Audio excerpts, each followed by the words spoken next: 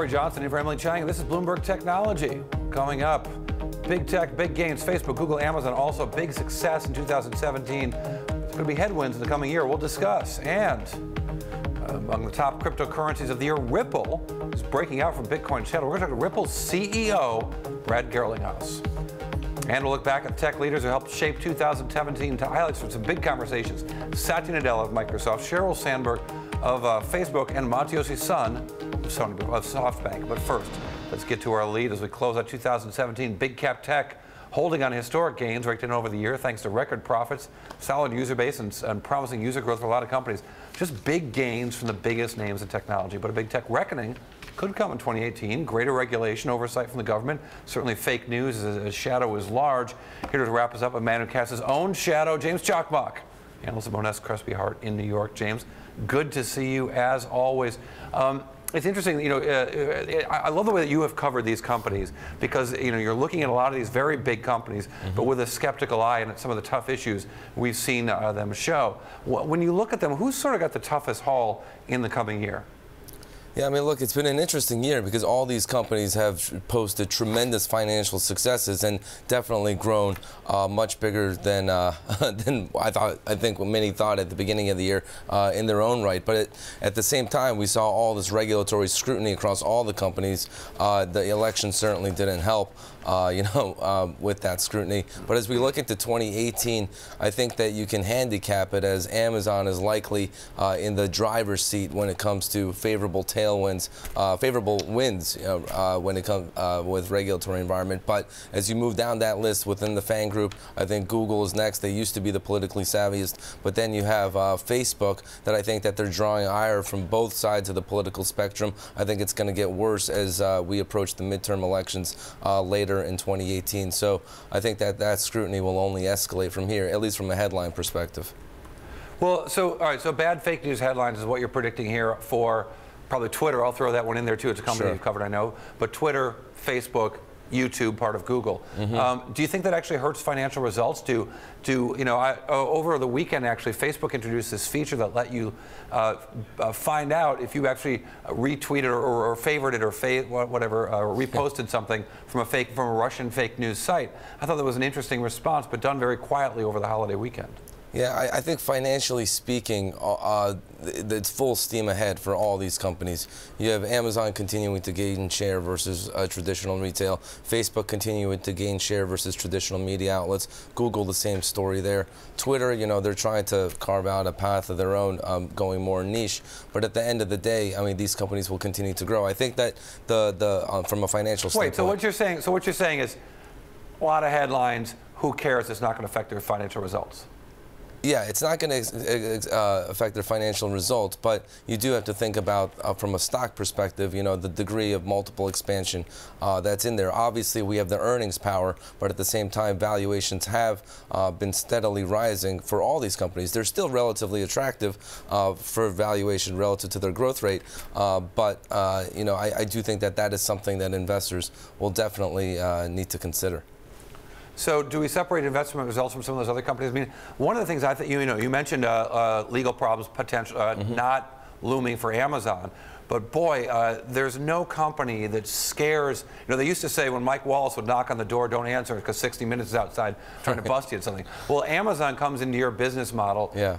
Every CEO in America is scared of that, whether it's a small business or a large business. And I wonder if there's a time when regulatory concerns will concern Amazon, not least of which because this president doesn't like the Washington Post, and which is owned by Jeff Bezos. Sure. I think it will come, but it will come later. Because right now you're in a situation where you have the Amazon moving closer to all the federal agencies with AWS. You have them shopping around their second headquarters where all these cities are clamoring for the attention to get that. Which means you're going to tick off every single city you didn't choose. That's not going to solve political problems. It's going to make political problems. And at the same time, you also have all these new fulfillment centers that will open up, from a headline perspective, new jobs and whatnot. So I think Amazon is safe for now, but I think that once you trigger some major headlines, such as reaching $1 trillion in value, I think that will reopen the floodgates for regulators to come in. Because right now, I think regulators are going to be more focused on things that could potentially affect the election and less you know, because if this was actually an issue, the FTC would have scrutinized the Whole Foods acquisition a hell of a lot more than just a one-sentence response, which we think was wasn't you're putting your faith in government regulators, really, James? Look, you are. I'm just saying that there are priorities, and then there are incentives. And what are the regulators incentivized to do? It's incentivized, you know, to attack the things that, you know, can affect, their political prospects. And Amazon. Yeah, no, I get it. I'll give you that. I'm just giving you a hard time. I mean, look, I think 2018, the bigger story for 2018 is all these companies have been growing in their own right.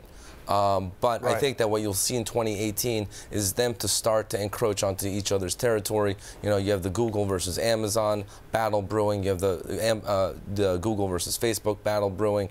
And I think that those battles will continue to escalate. So it'll be a question of, not if these companies will get bigger, but will there be, you know, a zero-sum type of aspect where share shifts will start to occur between the two. And I think that will be interesting.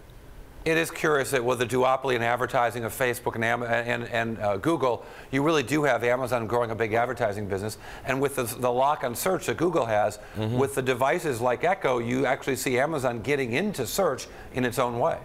Yeah, exactly, because you're eliminating the incentive to search on Google explicitly when you can introduce a discovery mechanism on Amazon, because you're in when you look at Google, the product listing ads have been the bread and butter for the company in recent years, and as you shift that away, and then you look at the content side of the equation, where Amazon is likely going to be the biggest content spender in the industry, potentially even eclipsing Netflix. You know, so what are the implications there for YouTube and Facebook as well? James Cakmak, always a pleasure. James Cakmak does a terrific job over there at Moness, Crespi, and Hart. We're lucky to have him. Thank you very much. Happy holiday. All right, there's one headline for 2017. It was fake news. Bloomberg's Sarah Fryer takes a look at the fake news hits of the year and what social media companies are doing to curb their spread. 2017 is the year we realized how quick and easy spreading misinformation on social media is, and how profitable the spread of fake news can be. Before the U.S. presidential election, fake news was a get-rich-quick scheme to cash in on online advertising, but this year we learned it is also a tool to disrupt democracy. The Kremlin-backed internet research agency reached over 150 million Americans on Facebook with inflammatory posts intended to stir conflict over issues like race and religion. This was done with 80,000 posts boosted by $100,000 in ad spending. These ads are just the tip of a very large iceberg. And it resulted in Google, Facebook, and Twitter all testifying in hours of congressional hearings about Russia's tactics and how they can try to stop them. But it's not limited to the U.S. The spread of fake news became a global issue in 2017. France and Germany successfully fighting the scourge in their own elections. Meantime, other governments are using Facebook as a tool to spread propaganda. A genocide in Myanmar of the Rohingya Muslim population, and an attack in the Philippines on a local news organization, and much more. So just what can big tech do to rein this in? Facebook's trying the human route, hiring thousands of people to sift through all that content. But critics also worry about social media companies taking too many liberties and going too far with their censorship. Twitter said they shut down thousands of accounts and are taking steps to get tougher on extremists while investigating further. No matter what the sites do, one thing's for sure: fake news is going to get harder to stop. Facebook often argues that it's a technology company, not a media company. Well, to take on fake news in 2018, it may have to be both. And that was Bloomberg's Sarah Fryer. Well, coming up, our exclusive conversation with Microsoft CEO Satya Nadella on the dangers of AI, the importance of Windows to Microsoft's future as well. And Bloomberg Technology is live streaming on Twitter. Check us out. Go to @technology weekdays at 5 o'clock on the East Coast, 2 o'clock on the West Coast. This is Bloomberg.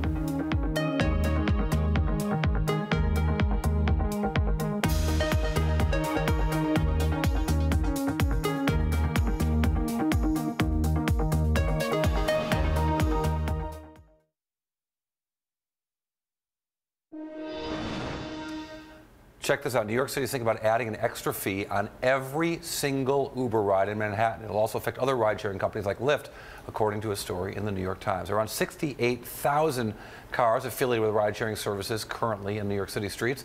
Also, U.S. cities like Seattle, Chicago, Portland also have implemented their own ride-sharing fees to work on congestion and encourage public transportation.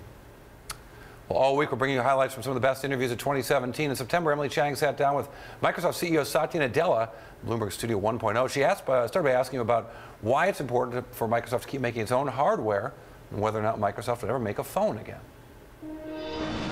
You know, to us, one of the key things, I guess it's Alan Kay who said, if you're serious about your software, you make your own hardware.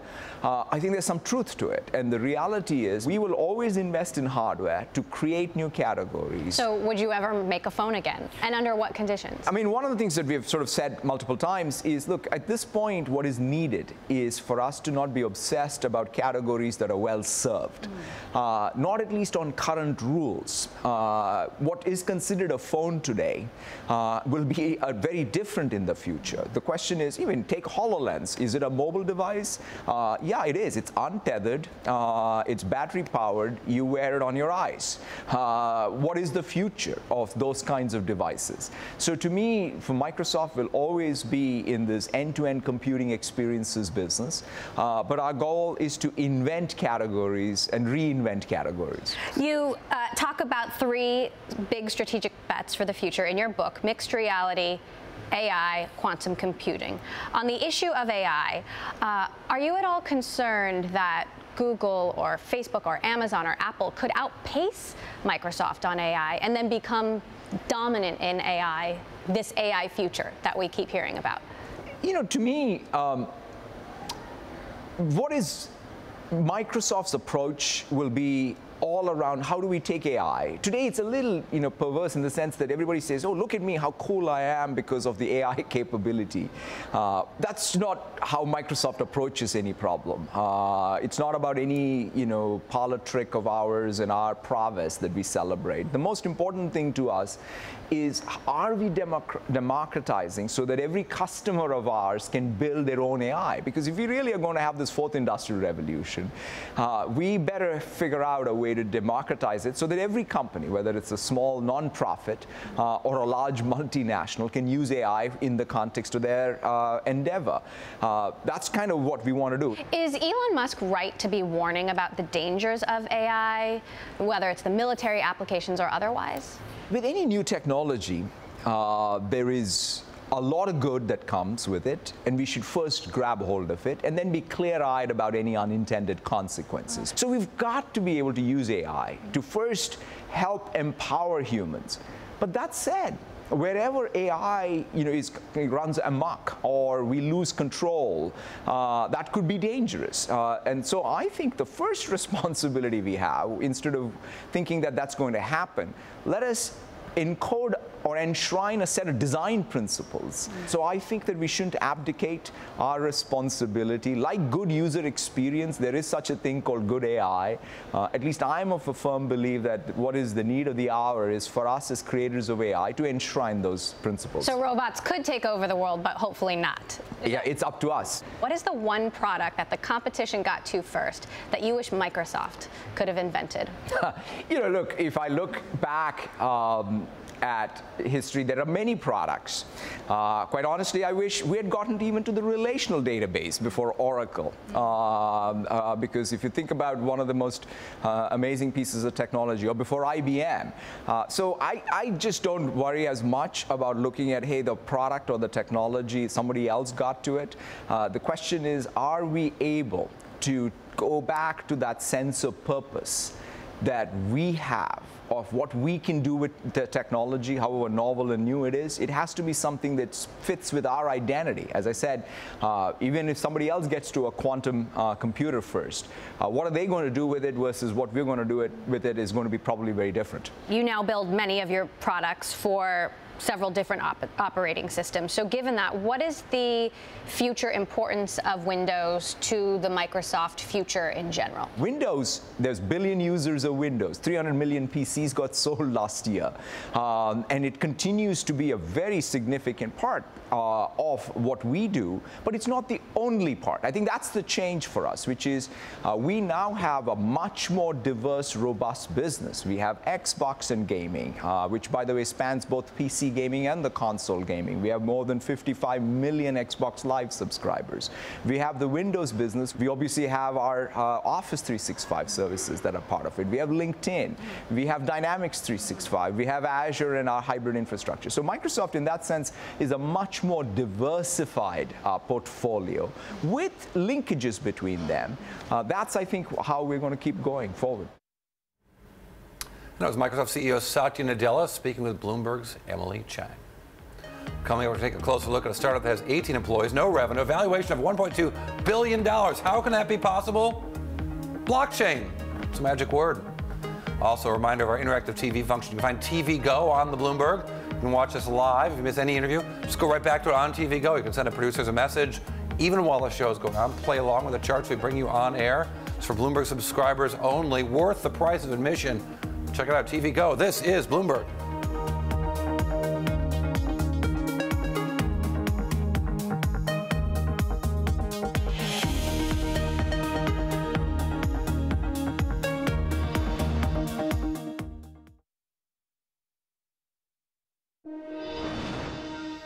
Well, Bitcoin's freakish surge in the last few months of the year saw a lot of companies trying to cash into the crypto craze by pivoting their business models, or at least their descriptions, as blockchain companies. That includes a Hong Kong-based startup called UBI Blockchain Internet.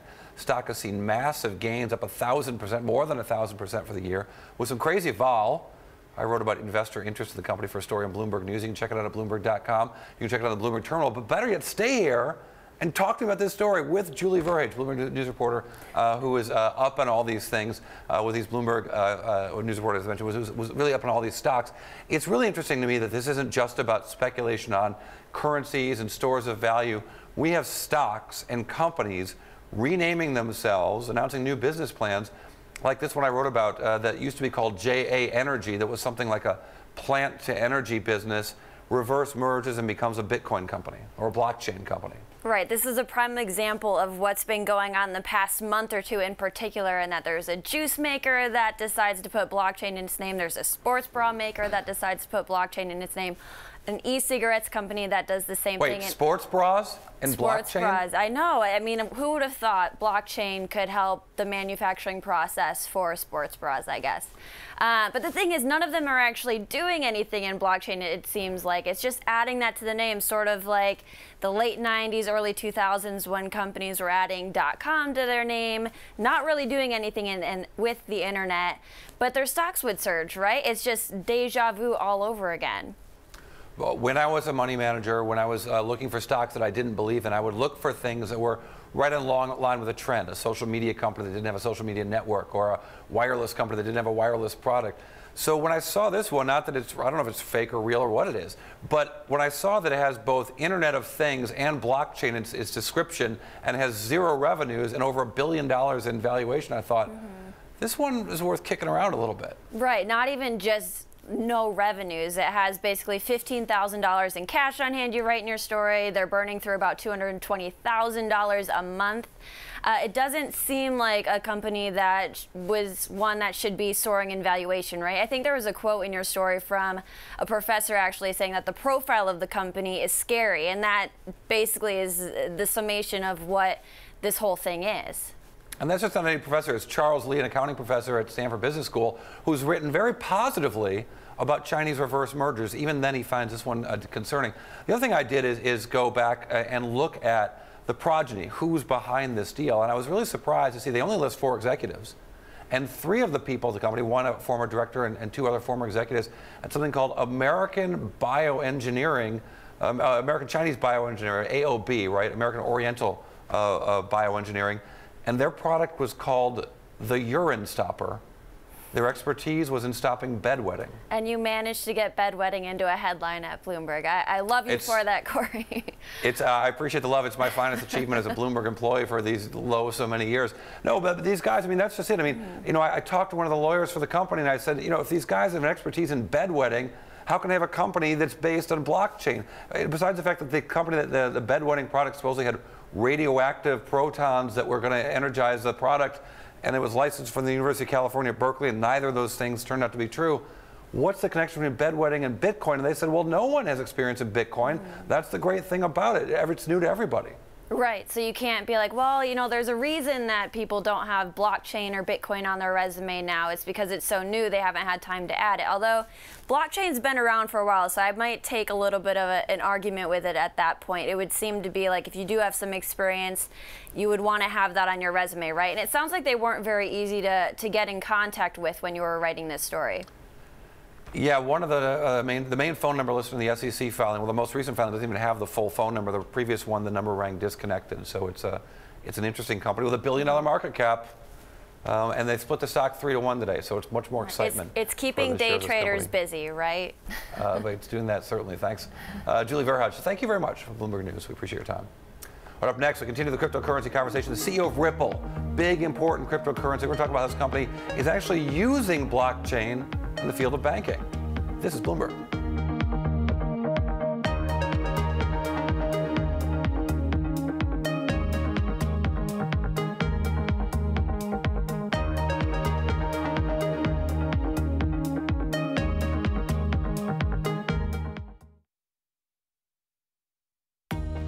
I'm Kaylee Lyons in New York, and you're watching Bloomberg Technology. Let's start with a check of your first word news. Former President Obama gave his first interview since leaving the White House. Speaking with BBC radio guest editor Prince Harry, Mr. Obama warned about the use of social media by world leaders. All of us in leadership have to find ways in which we can recreate a common space on the internet. One of the dangers of the internet is that people can have entirely different realities. They can be just cocooned in information that reinforces their current biases. Mr. Obama did not mention President Trump by name. The IRS says 2018 property taxes can be deductible if they are assessed and paid in 2017. Residents in high-tax state have been rushing to prepay next year's property taxes before new rules from President Trump's tax plan overhaul kicks in.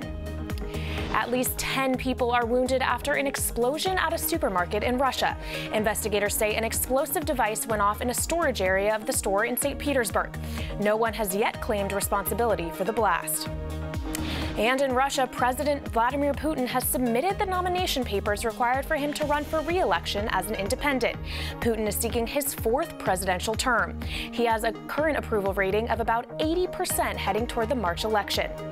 Global news 24 hours a day, powered by more than 2,700 journalists and analysts in more than 120 countries. I'm Kaylee Lyons. This is Bloomberg, and it's just after 5:30 p.m. here in New York. It's 6:30 Thursday morning in Hong Kong.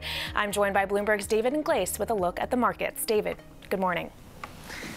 Good morning, Kaylee. So, as we get underway this Thursday, just a few things to note, of course. A lot of data coming out over the next hour or so. We have factory output numbers for November out of Japan and South Korea. South Korea comes out in about 30 minutes' time, as would, of course, the open over in Sydney. We're essentially looking at a flat to lower start. You do some simple math here. The Nikkei 225, maybe about a tenth of 1% lower at the open. As you can see, of course, a little bit stronger on the yen there against the U.S. dollar. New Zealand uninspired at the open, flat as well. Have a look at these yields, though. And certainly the story that we will be following is whether or not we get another leg up. At the moment, very early on, of course, we're not seeing that across some of these bond markets that are already up and running here in the Asia Pacific. Just one other thing to note before I go to trading days left in the Asia Pacific, and we're about, give or take, about a third of 1% short of that record high. Do we get there? That's a trophy at the end of the year, but it has been a stellar one, of course, for equities in 2017. I'm David Inglace here in Hong Kong. More from Bloomberg Technology next.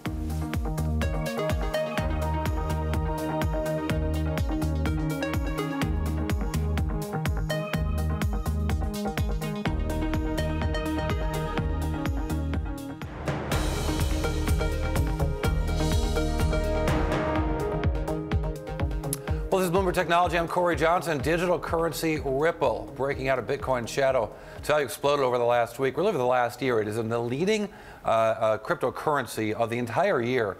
Really stunning stuff. Brad Garlinghouse, CEO of Ripple, joins me now from New York. Brad, always a pleasure to talk to you, and I've said that for years talking to you. I didn't have any idea that Ripple is going to become the kind of thing that it has become here. And it's interesting to me because you're so focused on having a functioning business built around blockchain, but you've also got this big honkin' valuable currency that you guys have a lot of. There's no question, and I think as some of your earlier participants said, there's a lot of hype in this space, but I think there's also there's a lot of hype, but there's a lot of reality. And Ripple's been very focused on how do we create real utility and solve a real problem.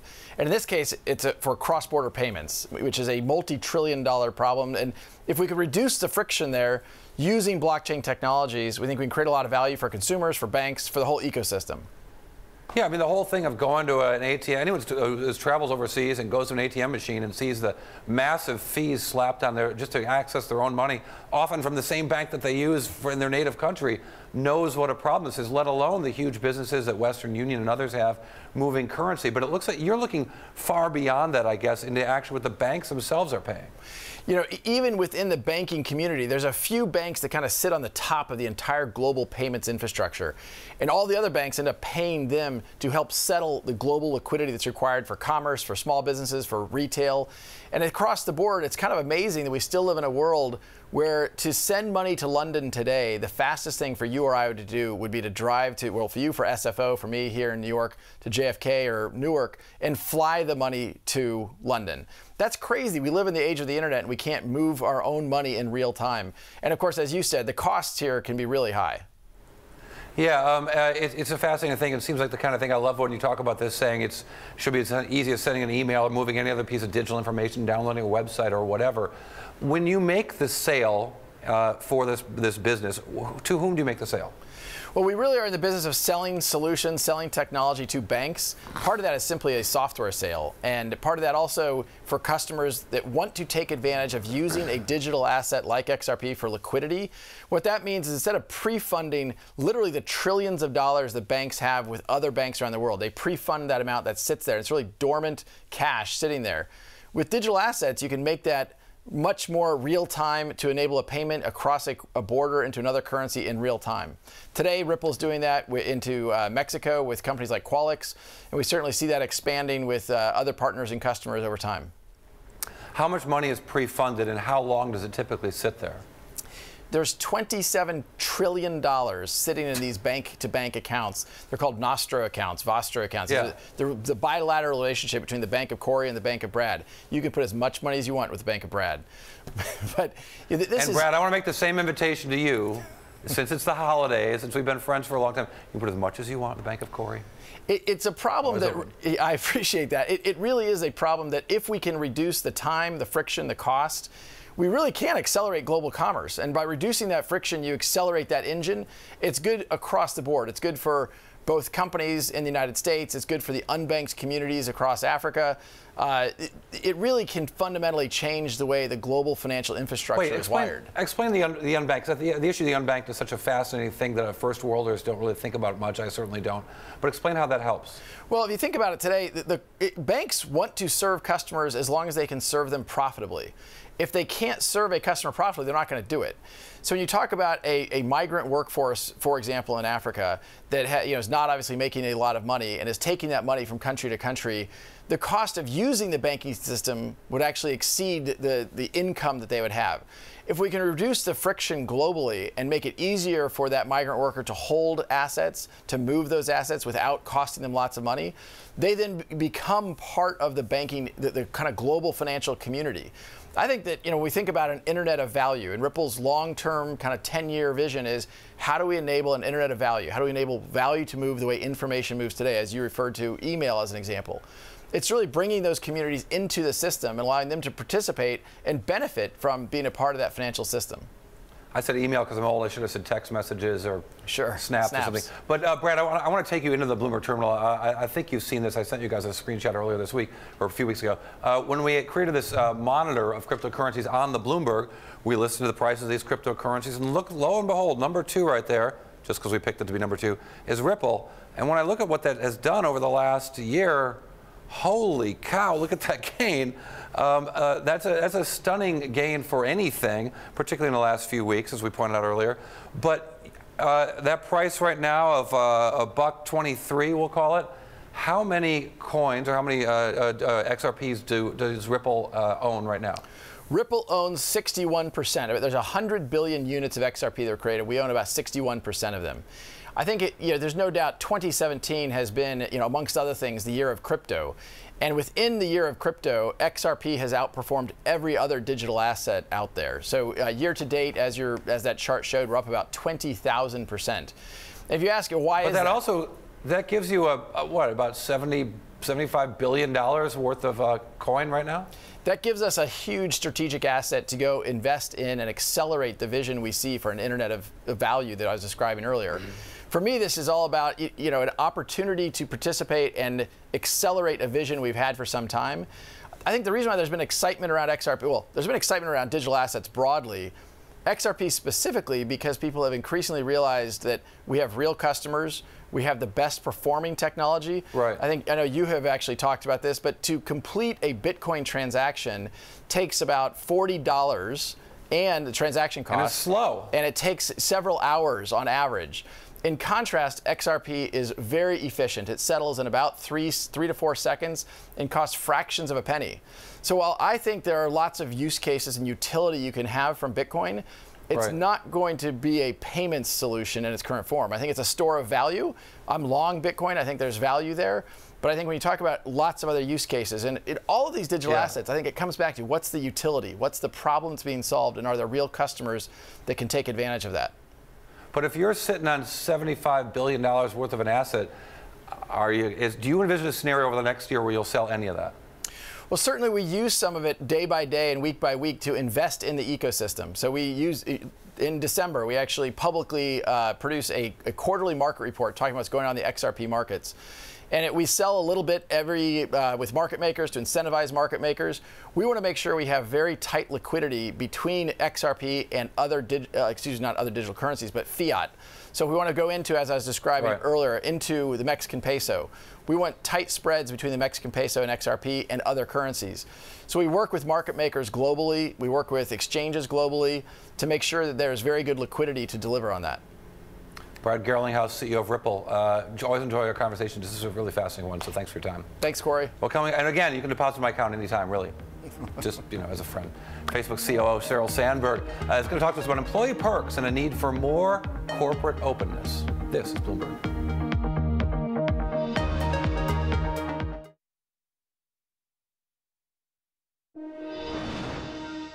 Well, now back to the best interviews of 2017. Emily Chang sat down with Facebook COO Sheryl Sandberg and asked about the famed employee perks at Facebook and why there's no such thing as a free lunch. Well, we try to offer things, but we don't require it. We offer dinner, but no one's required to come for dinner. And there are people who take their dinner in a box for their commute home or for when they get home. I think companies have an obligation to do what they can for employees, and that also means contractors. So we did something 2 years ago, which was, I think, a pretty unprecedented step, which is we announced that we were going to make sure all of our contractors who worked at companies of a certain size that we could have these deals with them get paid a minimum wage of $15 per hour in the United States and get paid leave. And that's something more companies can do. I recognize the margins we have and that we are able to do more, but I think almost all companies could stretch to do more for their employees and offer as much as they can. Again, I think this is the 21st century commitment we need to the people who work for us, and that includes contractors. The gig economy is changing the way we work, Uber drivers and all different kinds of more flexible work. How do we take care of those workers on a policy level? I think corporate leaders need to think about leave policies and pay policies, not just for their employees, but for their contractors, and we did that a few years ago, and I encourage other people to do it. Let's talk about public policy, right? Only country in the world, a developed country, that doesn't offer paid maternity leave. Let's talk about family medical leave. There's a really good bill out there. It's the Family Act, Senator Gillibrand and Congresswoman DeLauro. It's a good bill. It offers 12 weeks. It covers men and women. It offers substantial wage reimbursement and replacement, and it covers all forms of needing leave. That's the kind of public policy we need. There's some progress at the state level. Washington State last month became the 5th state to offer a really good paid leave policy. But I don't think we can fully rely on companies, even though mostly companies are watching this, and I hope all of them do as much as they can. Right. We need strong national policy. Apple built a brand spanking new campus with a 100,000 square foot gym, no childcare. Much was made of that in the press. Tech companies have never shied away from radical solutions to hard problems. Should companies with the resources of Apple and Facebook offer things like childcare? Childcare is often complicated in the sense that a lot of companies that offer it directly have long wait lists, and a lot of places aren't zoned for it, so you don't have the option to do on-site childcare. So I've talked to a lot of companies who have different ways of dealing with it, but here's what every company should make sure is that employees are paid enough that they can afford good childcare, whether that childcare is offered on campus, which is obviously great if you can do it, or that childcare is offered elsewhere. Employees have the flexibility that when a child is sick, they're not worried about losing their jobs. And we know that in people who are employees of companies like Apple and Facebook, those companies are more likely to be able to provide those things than other companies, and that's why we need to think about all of the workers. I'm curious how the message of option B and corporate openness aligns with the message of lean in. Sharing is great, but can sharing hurt women more? Let's be clear, there are double standards, I'm sure, on, men don't really cry in the office, but if they did, I would applaud them. But if people who've ever had a son and a daughter, I did, turns out those babies cry the same amount. As adults, women cry more than men. We socialize that. And I think our culture needs to change because we're holding both men and women back. I really believe that the best leaders and managers do not shy away from emotion, but embrace it. Now, that doesn't mean we spend all day kumbayaing in a circle with tears. No one's saying that. But it does mean that when someone has lost a child, how are you today? I'm thinking of you. What can I do to help you? And on the way out of a meeting, are you sure you want to be here? But you know what? You made a great point. That is how you use EQ combined with IQ to be a great manager. I think the best managers are doing it, and more can. There's been an explosion of stories about sexual harassment in Silicon Valley. VCs have lost their jobs. The CEO of Uber has resigned. Are you surprised by this? I'm hugely disappointed. Look, sexual harassment has been around for a long time in every industry. It's abominable that it still exists in this day and age. People know better. I think it's great when people lose their jobs when it happens, because I think that is what will get people to not do it in the future. And I think this is a leadership challenge. As a leader of a company, there needs to be no tolerance for it. Full stop. No tolerance. Look, no one should go to work and face this. Part of the problem in tech is that it is still male-dominated. Despite your leadership on this topic, has it been harder to change the ratio than you thought? Our numbers are still low. They're low for women, they're low for underrepresented minorities, and that's something that's a problem because it's hurting us. Diverse teams make better decisions. We are having some success on the business side of the company. Our company is more than half women on the business side, and I'm proud of that. On the tech side, it remains a struggle. And there are 16% of computer science graduates today that are women, compared to 35% in the 1980s when the field was smaller. Blacks and Hispanics are not represented in computer science. In order to hire computer scientists, we have to persuade more women and underrepresented minorities to go into computer science. We take that really seriously at Facebook. We have a large Facebook internship program, and we hire people who are computer scientists of all backgrounds. We started going earlier in the program. We created Facebook University, tried to find women and underrepresented minorities who we thought could be great in computer science but weren't yet in the field or were just starting in the field, so we could get them earlier and invest in them and try to keep them in. We have a very large computer science and engineering lean-in circle program. We do it with LinkedIn and my foundation and Facebook, trying to get women to feel that they have peers right from the beginning. If you go to a computer science class, but you don't have enough women in there, well, if you can be in a lean-in circle of computer scientists where you're seeing more women, and we need to do more because we're still not moving the numbers enough.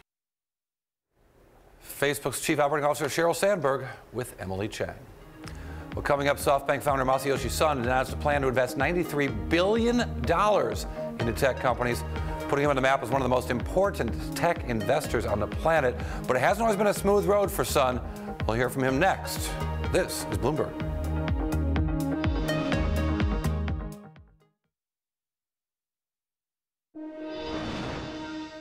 Well, the U.S. Library of Congress announced today that it will no longer add every public tweet to its archives, an ambitious project launched 7 years ago.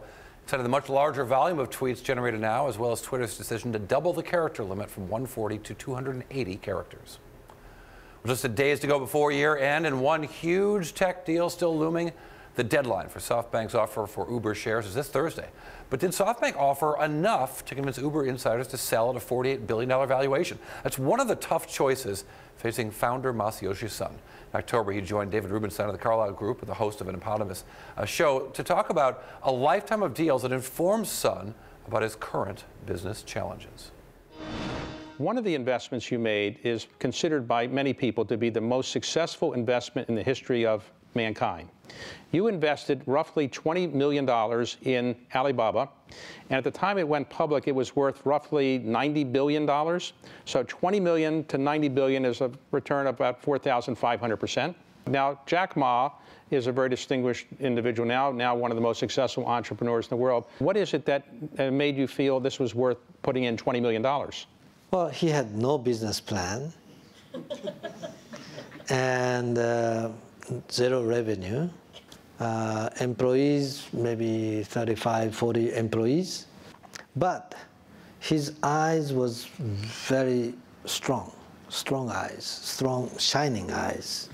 I could tell from the way he talked, the way he looked at, he has a charisma, he has a leadership. So his business model was wrong.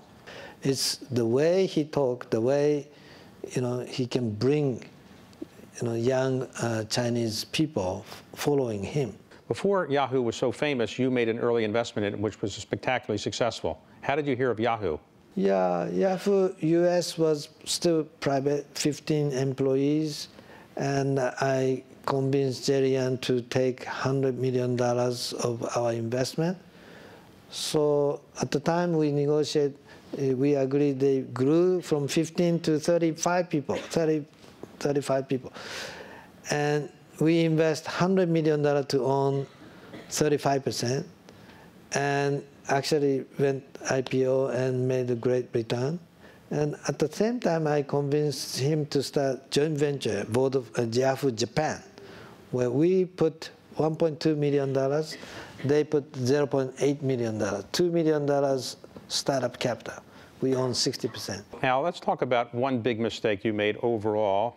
Obviously, you're very successful in almost everything you've touched, but you were making a lot of internet investments around the turn of the century, around year 2000, 1999, 2001. The market went down in the tech crash, and it is said that you personally lost $70 billion of net worth, the greatest loss that any human being has ever suffered financially. So how did you feel losing $70 billion of net worth? 1 year before that, actually, my net worth, personal net worth, was increasing $10 billion per week. For 3 days, I became richer than Bill Gates. Wow. Did that upset him, or? No, before I told to anybody else, our stock started crashing. Okay. So in 6 months after that, our share price went down 99%. So we almost went bankrupt. And somehow I survived. That was Masayoshi Son of SoftBank on the David Rubenstein Show. Well, that does it for this edition of Bloomberg Technology. A reminder that we are live streaming on Twitter right now. A lot of you are watching us right now on Technology weekdays, 5 o'clock back east, 2 o'clock out west. That's it for now. This is Bloomberg.